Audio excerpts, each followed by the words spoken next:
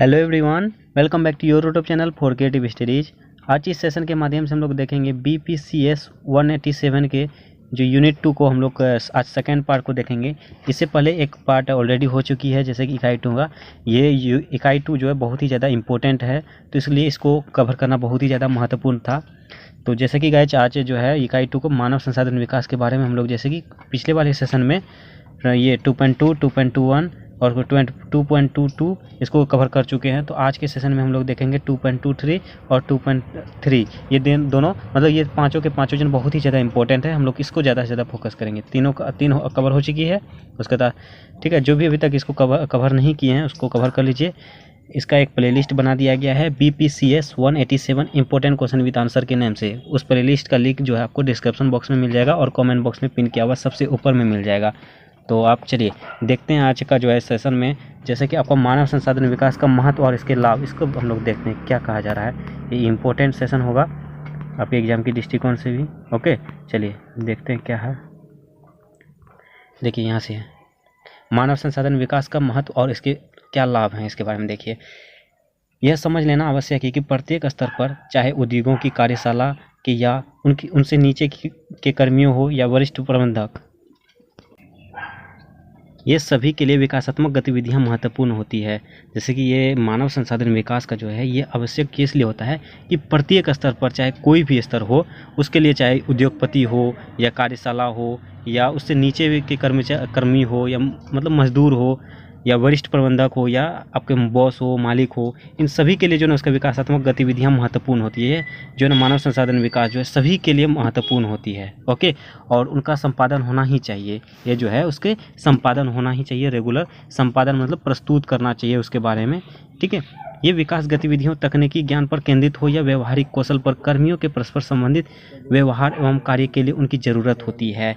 ये विकास जो है गतिविधियों की टेक्नोलॉजी, तकनीकी ज्ञान केंद्रित हो, उसके बाद उसके व्यवहारिक कौशल पर जो ना के कर्मियों पर जो परस्पर संबंधित होने के लिए, व्यापार एवं कार्य के लिए उसकी ज़रूरत होती है। इसके जो भी कार्य होंगे, जो भी उसके कर्मी होंगे, जो भी स्टाफ्स होंगे, उसके जो है जो पर्सनली व्यवहार हैं उसके कार्य के लिए जितने भी संबंधित होगी उसको ज़रूरत होती है। ओके, मानव संसाधन विकास कर्मियों को अधिक उत्पादक, संतुष्ट एवं संप्रेषित बनाने के लिए उनके ज्ञान, कौशल और विशेषता का संवर्धन करने पर केंद्रित रहता है। ये मानव संसाधन विकास के जितने भी कर्मियाँ होते हैं उसमें जो अधिक उत्पादक के लिए, ज़्यादा से ज़्यादा काम करने के लिए, उसका सेटिस्फैक्शन के लिए, ये सभी के लिए जो है उसके ज्ञान, उसका कितना कैपेबिलिटी है, कितना वो कौशल है, कितना स्किल है, कितना डेवलपमेंट कर सकता है, कितना कार्य कर सकता है, उसकी विशेषताओं पर ये केंद्रित रहता है।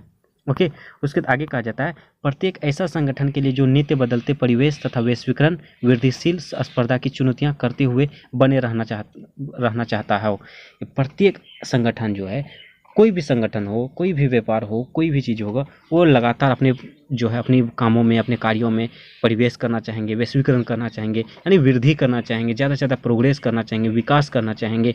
तो उसके लिए सामने जो भी चुनौतियाँ होगी वो चुनौतियाँ को सामना करना चाहता है कि इस चुनौतियाँ को ज़्यादा से ज़्यादा हम लोग पार करें, इस फेस करें। मानव संसाधन विकास आवश्यक है। ये जो है मानव संसाधन का विकास बहुत ही ज़्यादा आवश्यक होती है इन सभी चीज़ों में।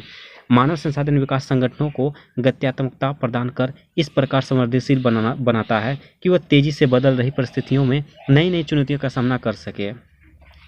ये जो है आपका जो ऐसे ये मानव संसाधन का विकास जो भी समूह है, संगठन है, उसमें जो गतिशील प्रदान हो रहा है, गतिमान प्रदान कर सके, इस प्रकार के जो ना संवेदनशील होने चाहिए, उसको बनाना चाहिए। और तेज़ी से ज़्यादा से ज़्यादा उसको स्पीड में जो है ना उसको बदल रही जितने भी सिचुएशन होंगे उसमें नई नई चुनौतियों का सामना कर सके, ताकि ये अपने कामों में, अपने संगठन में ज़्यादा से ज़्यादा वो फोकस कर पाए, संगठन में ज़्यादा से ज़्यादा ध्यान दे पाए, ताकि उस पर जो भी चुनौतियाँ आएगी तो उसका सामना कर सके। ओके, मानव संसाधन विकास संगठन की समृद्धि और विकास में महत्वपूर्ण भूमिका निभा सकता है। ये मानव संसाधन विकास जो है, जो भी संगठन है उसमें जो भी दिक्कतें आएंगी, जो भी और अपने संगठन को ज़्यादा से ज़्यादा विकास करने में अहम भूमिका निभाती है मानव संसाधन विकास संगठन। ओके, उसके आगे कहा जा रहा है मानव संसाधन विकास के अनेक लाभ हैं, जिसकी व्याख्या इस प्रकार हो सकती है। जैसे देखिए फर्स्ट पर में आपका मानव संसाधन विकास की गतिविधियाँ कर्मियों को योग्य बना उनकी संभावनाओं में फलीभूति कर सकती है। ये मानव संसाधन के जितने ये लाभ होंगे उसमें जितने विकास के लिए गति करेंगे, गतिशील होंगे, जितने भी कर्मचारी योग बनेंगे, स्पीड लाएंगे अपने कामों में, कार्यों में, योग्यताओं में, तो इससे जो ना उसके फलीभूति होगी, संभावनाएं जो भी होगी, उसके कर्मचारी में विकास होगी, उसके संगठन में विकास होगी। उसके बाद आगे कहा जा रहा है, ये संगठन में सकारात्मक वातावरण की रचना करती है जहां प्रत्येक कर्मी स्वयं को मूल्यांकन समझ पाता है। ये जो इसमें जो ना पॉजिटिव थिंकिंग वातावरण, माहौल, आपका सकारात्मक माहौल की रचना करती है, जिससे कि वहां प्रत्येक कर्मी जो है, हर एक व्यक्ति, हर एक स्टाफ जो है वो स्वयं के लिए मूल्यांकन करती है। जैसे अब कोई भी कर्मी होगा वो जॉब किस लिए के लिए, खुद के लिए भी करते हैं और उसके बाद संगठन के लिए भी करते हैं। ओके, तो इस तरह से जो है वो मानव विकास संगठन में काफ़ी लाभ होती है इससे भी। ओके, नेक्स्ट आपका कर्मियों में कार्य हेतु संप्रेरणा तथा कार्य से प्राय संतुष्टि का संचार कर उनकी कार्यकारी जीवन में गुणवत्ता को सुधारता है। इसके जो है कर्मियों के कार्य जितने भी स्टाफ्स हैं, उसके जो वर्क हैं, उसमें कार्य हैं, उसके कार्य हेतु जो है उसमें संप्रेषण मतलब काम में लगाना या कार्य से प्राय संतुष्ट का। जैसे आप कोई कार्य कर रहे हैं, कोई स्टाफ कार्य कर रहे हैं, उसके संतुष्ट होंगे तभी आप कार्य में आगे चल पाएंगे, उनकी कार्यकारी जीवन में गुणवत्ता को सुधारते सकते हैं। जैसे आपकी जो है कोई कार्य कर रहे हैं स्टाफ में, कर्मी के रूप में, तो आप कोई कार्य हैं उससे नहीं हो पा रहा, आपकी स्टाफ, आपके व्यवसाय में कोई स्टाफ है उससे जो वो काम नहीं हो पा रहा है, तो उसको कहते हैं कि इस जो है यानी कि उससे आप संतुष्ट नहीं हैं, तो आप जो उसके कार्यकारी जीवन में जो उसका गुणवत्ता में सुधार लाने की कोशिश करता है। ये होता है मानव विकास संसाधन। किसी का एग्जाम्पल देके आप बता सकते हैं कि आप इस तरह से करो तो बेहतर कर पाओगे। ओके, कर्मियों में परिवर्तन को स्वीकार करने का भाव जगाता है। कर्मियों में जो ना वो परिवर्तन करने का, ये कर्मियों में जो भी अगर कोई कार्य कर रहा है, धीरे धीरे वो जो ना कार्य कर रहा है, आराम से कर रहा है, तो इसमें जो ना आपको परिवर्तन लाने की, जो आपके में परिवर्तन ला सकती है, जैसे स्पीड से कार्य करेंगे, सही तरीके से कार्य करने में, ये सभी भाव लाता है। ओके, उसका नेक्स्ट पॉइंट करेगा, कर्मियों में परस्पर विश्वास, सम्मान एवं एक टीम के सदस्य होने का वातावरण सृजित होता है। एक कर्मियों के स्तर पर जो है ये उस पर बिलीव हो जाता है, उसके सम्मान, आपको रिस्पेक्ट, उसके बाद एक टीम, एक संगठन, एक समूह के रूप में जो है वो इसका वातावरण सृजित करता है। उसके तो व्यक्ति एवं संगठन परिवर्तनात्मकता का बढ़ाने में योगदान देता है। ये पर्सनल हो गया, समूह हो गया, संगठन के रूप में इसके जो है ना बढ़ाने में योगदान देता है। ये सभी लाभ हैं। उसके नेक्स्ट आपका लाभ होंगे, मानव संसाधन विकास गतिविधियों एवं संगठन की व्यवस्था और सेवाओं में सुधार लाने में एक महत्वपूर्ण भूमिका निभा सकती है। ये जो है आपका मानव संसाधन विकास जो उसकी गतिविधियाँ एवं संगठन की जो है, जो भी समूह है, जो भी व्यवस्था है, जो भी स्थिति है उसका, और उसमें जो भी सेवाएं हैं, उसमें जो भी सेवाएं होती है, उसमें सुधार लाने के लिए यह महत्वपूर्ण भूमिका निभाती है। नेक्स्ट आपका ये संगठन में विविधीकरण को बढ़ाकर उसकी समग्र प्रभाविता में संवर्धन करता है। ये जो है उसके संगठन जो भी होंगे उसके विविधीकरण को बढ़ावा देती है, इस तरह से उसका संवर्धन करता है। तो ये सभी उसका लाभ है, मानव संसाधन विकास के लाभ हैं। ठीक है, तो ये पॉइंट आप देख लीजिएगा। उसके बाद आगे है,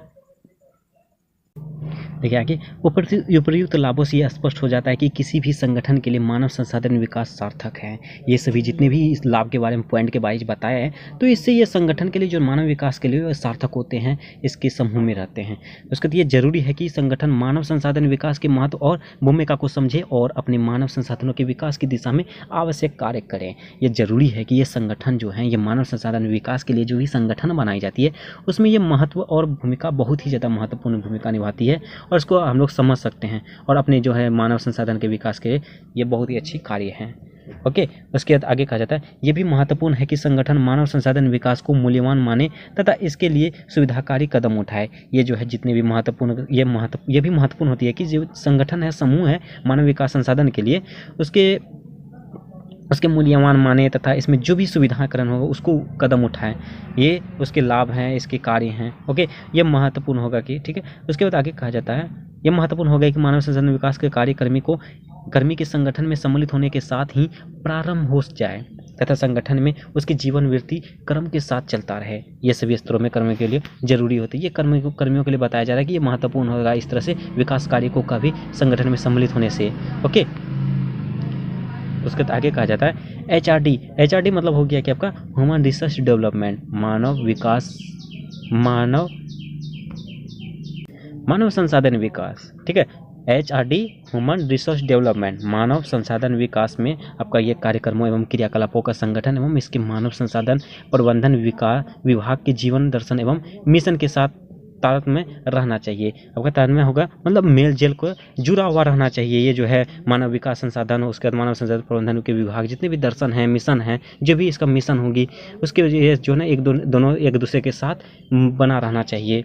अतः मानव संसाधन विकास क्रियाकलापों की योजना ऐसी होनी चाहिए कि वे संगठन के लक्ष्यों एवं उद्देश्यों के अनुरूप रहे। ये मानव संसाधन विकास के जितने भी क्रियाकलाप होंगे, योजना होंगे, एक ऐसी योजना बनानी चाहिए जिससे कि ये संगठन के लिए जितने भी लक्ष्य होंगे, एम होंगे, उद्देश्य होंगे, ये सभी एक दूसरे के अनुरूप होंगे। मानव संसाधन विकास में प्रशिक्षण एवं विकास, जीवन वृत्ति विकास, प्रशिक्षण और मार्गदर्शन आदि अनेक कार्य होते हैं जो कर्मियों की संभावना एवं कौशल का ज्ञान संवर्धन करते हैं। इसके जितने भी मानव संसाधन विकास में जो भी ट्रेनिंग होती है, जो भी डेवलपमेंट होती है, उसके जीवन वृत्ति होती है, उसके जीवन वृत्ति विकास हो गया। ये जीवन वृत्ति विकास जो इसके कार्य क्या हैं उसके बारे में अभी आगे देखेंगे। शिक्षण और मार्गदर्शन आदि अनेक कार्य होते हैं इसके बारे में, ठीक है ना। उसके बाद आगे कहा जाता है किसी संगठन में मानव विकास कार्य औपचारिक या अनौपचारिक किसी भी रूप में किया जा सकता है। ये मानव संगठन के जो भी संसाधन है इसके विकास के कार्य जो है अनौपचारिक रूप से भी औपचारिक रूप से दोनों तरीके से किया जा सकता है। औपचारिक मानव संसाधन विकास का एक उदाहरण तो किसी नई मशीनरियों के प्रयोग के तकनीकी आयामों एवं प्रशिक्षण कार्यक्रम हो सकता है।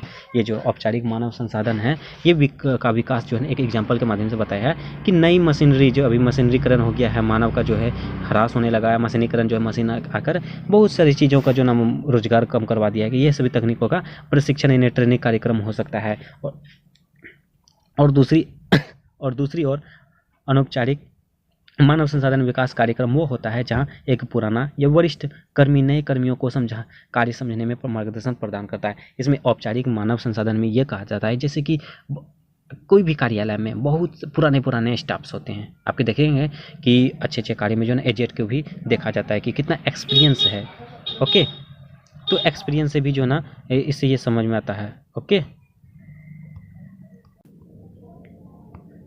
फिर कहा जाता है जो जैसे कि एजेड होंगे, एक्सपीरियंस होंगे, तो वो जो ना सही तरीके से मार्गदर्शन दे पाएंगे ताकि आगे चल जाए ना वो उसका विकास हो पाए। उसके तो मानव संसाधन विकास व्यावसायिकों को भी अनेक चुनौतियों का सामना करते हुए उनके प्रभावशाली ढंग से निपटाना होता है। मानव संसाधन विकास के जितने भी व्यवसाय होते हैं उनको भी अनेक चुनौतियाँ होती है, अनेक चैलेंज मिलते हैं। उनको सामना करने के लिए उनके प्रभावशाली ढंग से निपटना होता है कि किस तरह से उसके चुनौतियों का सामना कर सकेंगे। ठीक, ऐसे कुछ चुनौतियाँ हैं।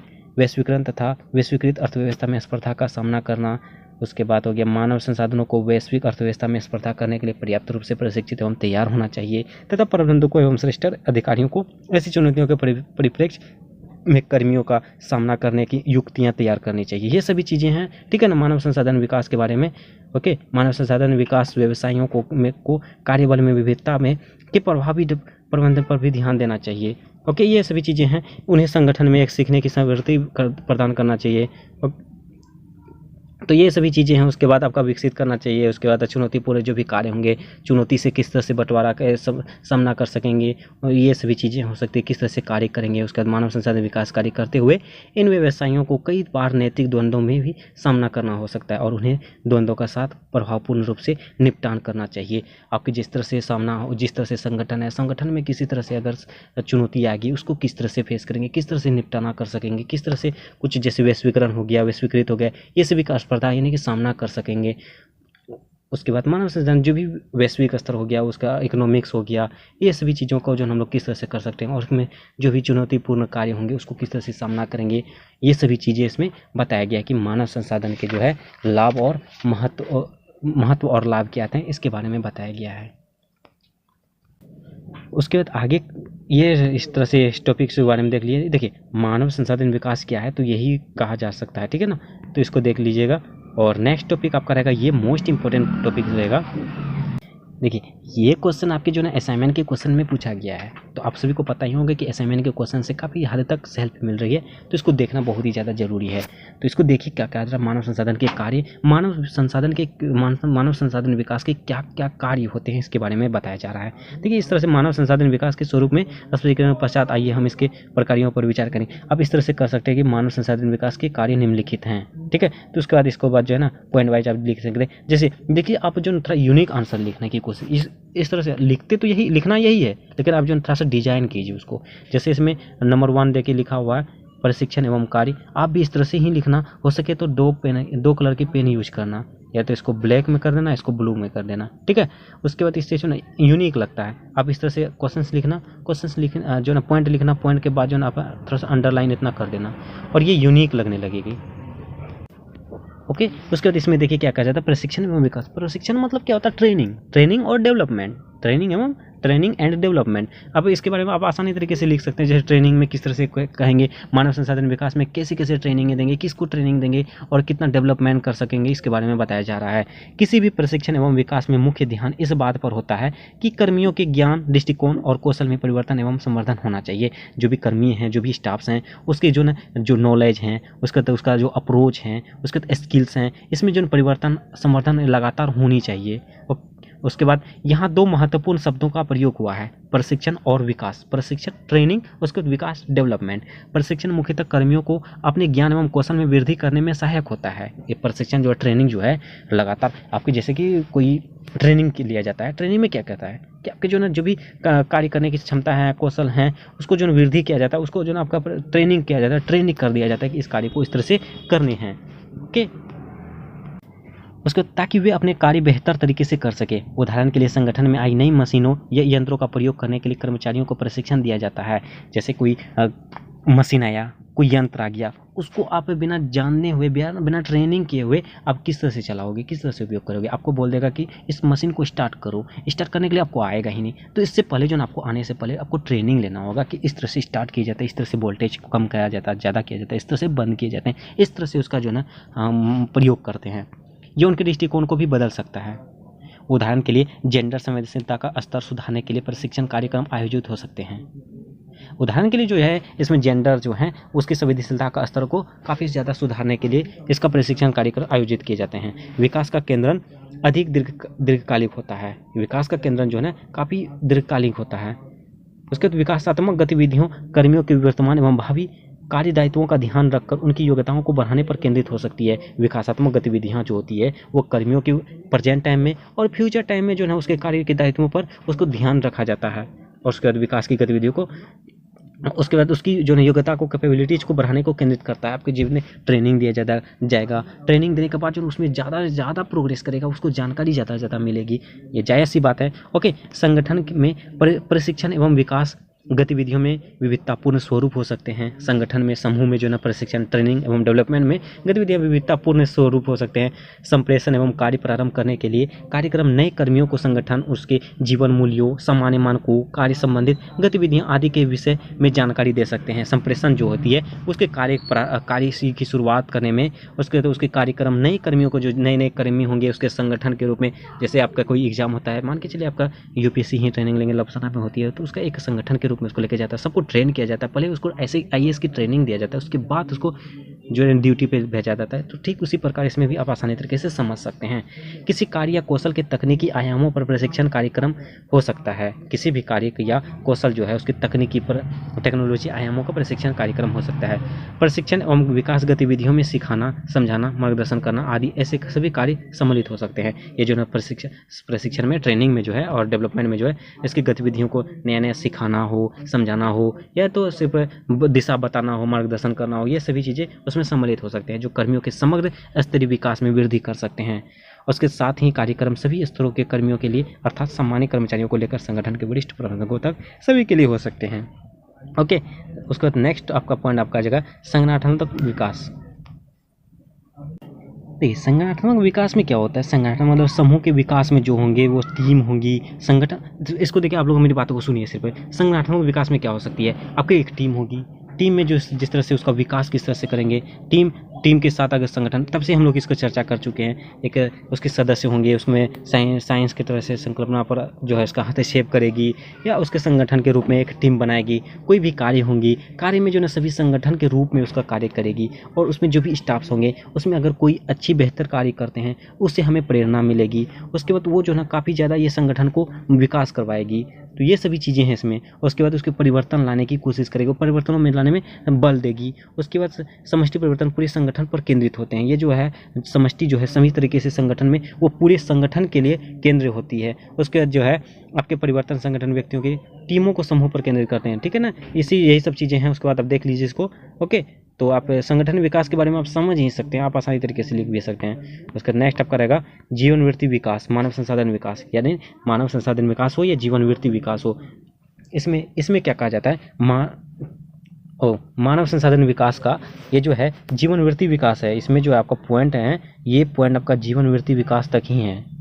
इसका देखिए, मानव संसाधन विकास का अन्य महत्वपूर्ण कार्य जो है आपका कर्मियों के जीवन वृत्ति विकास को बढ़ावा देना होता है। ये अगला पॉइंट है आपका, मानव वृत्ति विकास को बढ़ावा देना। हमने इस इकाई में बार बार आग्रह किया है कि मानव संसाधन विकास व्यक्तियों की योग्यता दक्षता को बढ़ाने पर केंद्रित रहता है, ताकि वे अपने वर्तमान एवं भावी कार्य दायित्वों को भली भांति समझ सके। ओके, उनमें जीवन वृत्ति के प्रबंधन एवं विकास मानव संसाधन विकास के इसी कार्य के अनुरूप होते हैं। ये जो है मानव वृत्ति विकास जो है इसी के मानव संसाधन विकास के जो भी कार्य हैं उनके अनुरूप होते हैं। इस जीवन वृत्ति विकास प्रक्रिया में कर्मी उन विभिन्न सोपानों से गुजरते हैं जिनमें प्रत्येक अपने मुद्दे, कार्य एवं विषय धाराएं होती है। वो अपने जो है ना, जो भी मानव वृत्ति विकास के जो भी कर्मी होंगे वो अपने विभिन्न प्रकार के सोपानों से गुजरते हैं। उसके बाद जिनमें प्रत्येक व्यक्ति जो है, प्रत्येक ने अपने मुद्दों के लिए अपने जो भी मुद्दा होंगे उसके कार्य और विषय पर धाराएं होती है। इसे मुख्यतः दो प्रक्रिया में विभाजित किया जा सकता है, जीवन वृत्ति नियोजन तथा जीवन वृत्ति प्रबंधन। नियोजन में कर्मियों की कौशल एवं योग्यता के अनुसार उनकी जीवन वृत्ति निर्धारित होते हैं। ये जो है जीवन वृत्ति नियोजन, ये दो भागों में विभाजित कर दिया गया है। उसमें से आपका पहला हो गया जीवन वृत्ति नियोजन, उसके बाद है जीवन वृत्ति प्रबंधन। जीवन वृत्ति नियोजन, उसके जीवन वृत्ति प्रबंधन। इसमें जो भी जीवन के कार्य होंगे उसमें जो नियोजन होगी, उसके प्रबंधन, उसमें किस तरह से बदलाव कर सकते हैं, किस तरह से उसका नियोजन कर सकते हैं, उसके किस तरह से प्रबंधन कर सकते हैं, प्रबंधन मतलब समझ सकते ही हैं, उसके कौशल एवं योग्यताओं के अनुसार उसके जीवन में निर्धारित कर सकते हैं। जो योजनाएं कर्मी स्वयं परामर्शदाताओं और वरिष्ठ कर्मियों की सलाह से बनाते हैं, ये योजना जो होती है मानव जीवन वृत्ति विकास, ये योजना जो है हम लोग सभी जो है वरिष्ठ जो सीनियर हैं, जो बॉस हैं, उसकी हम लोग जो है सलाह से बनाते हैं। जीवन वृत्ति प्रबंधन में उपर्युक्त नियोजन प्रक्रिया में निर्धारित योजनाओं को लागू किया जाता है। अतः जीवन वृत्ति में वे कदम सम्मिलित होंगे जिनसे जीवन वृत्ति योजनाओं सिद्ध हो सकती है। हम लोग वे कार्य करेंगे, योजना को लागू करेंगे, जिससे कि जो है जीवन वृत्ति का विकास तो एक तो होगा ही, उसके तो उससे सम्मिलित ही योजना सिद्ध हो सकती है कि ये सही जीवन वृत्ति विकास ही है। उसके ये कर्मियों के जीवन वृत्ति विकास में संगठन की भूमिका पर केंद्रित रहता है। उसका नेक्स्ट पॉइंट आपका यौक्तिक प्रबंधन। यौक्तिक प्रबंधन या तो रणनीति प्रबंधन। यौक्तिक प्रबंधन मतलब रणनीतिक प्रबंधन, ठीक है। तो इसका मतलब ये समझ सकते हैं आप, प्रबंधन के स्तर पर लिए गए निर्णय और उठाए गए कदम जो संगठन या बाह्य वातावरण या परिवेश के बीच तालमेल स्थापित करे। ये जो है प्रबंधन जो है आपके उस स्तरों को लेकर किया जाता है, जो निर्णय जो कि आप फैसला लिया जाता है और उसमें जो कदम उठाएंगे और कोई कार्य करने के लिए जो कदम उठाएंगे, या संगठन होगा या बाह्य वातावरण होगा, ये सभी चीज़ों में तालमेल स्थापित करें, यौक्तिक प्रबंधन कहलाते हैं या रणनीतिक प्रबंधन कहलाते हैं, ठीक है। तो ये यहाँ पे यौक्तिक प्रबंधन, उसके बाद आपका जो यौक्तिक प्रबंधन या रणनीतिक प्रबंधन आपके बुक में जो है आपका उसमें रणनीतिक प्रबंधन है, इस पता नहीं पीडीएफ में यौक्तिक प्रबंधन दे दिया गया है। बात इस समय उसके इसका मुख्य केंद्र ध्यान संगठन में निष्पादन में सुधार है। इसका मुख्य केंद्र या ध्यान जो है संगठन के निष्पादन के में सुधार है। इसमें युक्ति निरूपण, क्रियान्वयन एवं नियंत्रण जैसी प्रक्रियाएं सम्मिलित होती है। इसमें जो युक्ति निरूपण आपका हो गया, उसके कार्यान्वयन हो गया, ये सभी जो है आपके उसमें निहित होती हैं, उसमें सम्मिलित होते हैं। उसके बाद कहा जाता है यौक्तिक प्रबंधन में यह आवश्यक है कि वरिष्ठ प्रबंधक संगठन में मिशन, लक्ष्य एवं उद्देश्यों, युक्तियों, कर्मचारियों की नीतियों एवं संसाधनों में प्रौद्योगिकी के बार बार पुनः समीक्षा करते रहते हैं। ये यौक्तिक या रणनीति प्रबंधन में यह आवश्यक होता है कि जो भी प्रबंधक है उसके संगठन के क्या मिशन है, क्या लक्ष्य हैं, क्या उद्देश्य हैं, क्या युक्ति हैं, कार्यक्रम है, उसकी नीति हैं, उसके जो संसाधन है, वो टेक्नोलॉजी है, प्रौद्योगिकी हैं, ये सभी बार बार जो है उसका समीक्षा करता है, उसका जो देखभाल किया जाता है, उसमें क्या गड़बड़ी है, क्या सही है, उसके बारे में देखा जाता है। उसके आगे कहा जा रहा है साथ ही उन्हें उस बाह्य परिवेश पर भी ध्यान रखना चाहिए जो संगठन के लिए अवसरों और चुनौतियों की रचना करता है, और उसके साथ साथ जो है बाहरी परिवेश का भी ध्यान रखना चाहिए। कई संगठन के लिए जो भी अवसर होंगे, ऑफर निकाला जाता है, उसके आयामों की उसकी चुनौतियों का सामना करना पड़े, रचना करना पड़े। फिर बाह्य एवं आंतरिक आंकड़ों एवं आलोक में संगठन के उन आयामों की पहचान की जाती है जिनमें परिवर्तन परिमार्जन की आवश्यकता हो। इस संदर्भ में हम आंतरिक एवं बाह्य तारतम्य की बात भी कर सकते हैं। ये एक संगठन है तारतम्य, ठीक है, तो इसमें जो हम लोग बात कर सकते हैं बाह्य तारतम्य संगठन होती है कि रणनीतिक योजनाओं यानी कि यौक्तिक योजनाओं के बाहरी परिवेश के साथ तालमेल है। उसके बाद आंतरिक तारतम्य संगठन की युक्तियों, योजना और उसके मिशन, लक्ष्य एवं उद्देश्यों, विश्वास एवं जीवन मूल्यों आदि के साथ तालमेल है। ये सभी जो है ना तारतम्य संगठन जो होती है उसकी रणनीतिक योजना हो गया, यौक्तिक योजना हो गया, उसके साथ मिशन हो गया, लक्ष्य हो गया, उद्देश्य हो गया, ये सभी चीज़ों का जो है उसके साथ तालमेल होता है, पार्टनरशिप होता है, मिला जुला होता है। संगठन के अन्य उपतंत्रों अर्थात प्रबंधन, व्यवहार, कर्मियों के साथ साथ शुल्क और उनका प्रबंधन, संगठनात्मक संरचना, संगठन एवं वरिष्ठता की रचना, मानव संसाधन तंत्र के, ये सभी चीज़ें हैं उसके बाद, ठीक है ना। तो उसमें यही है आपका मानव संसाधन के कार्य क्या है, मानव संसाधन विकास के कार्य क्या है, उसके बाद मानव संसाधन के महत्व क्या है, लक्ष्य क्या है, इसके बारे में हम लोग देख चुके हैं। और इस प्रकार देखा जाए तो हम लोग यूनिट 2 कवर कर चुके हैं। और बस इतना ही आप लोग कंप्लीट कीजिए, जैसे कि जो जो टॉपिक्स हम कवर करवाए हैं ये इंपॉर्टेंट टॉपिक्स हैं। उसके बाद आप सभी जो है इसको दोबारा रिवीजन कर लीजिए। ओके, तो इस प्रकार जो है ना अब नेक्स्ट यूनिट हम लोग बहुत ही जल्द लाने की प्रयास कर रहे हैं, बहुत ही जल्द आएगी। और जो भी चैनल में न्यू है प्लीज़ चैनल को सब्सक्राइब कर लीजिएगा, बेल आइकन को जरूर हिट कीजिएगा। वीडियो पसंद है तो लाइक कीजिए, अगर कोई भी दिक्कत हो तो कमेंट में पूछिए और अपने दोस्तों को भी शेयर कीजिए। चलिए मिलते हैं नेक्स्ट सेशन में, तब तक के लिए थैंक यू।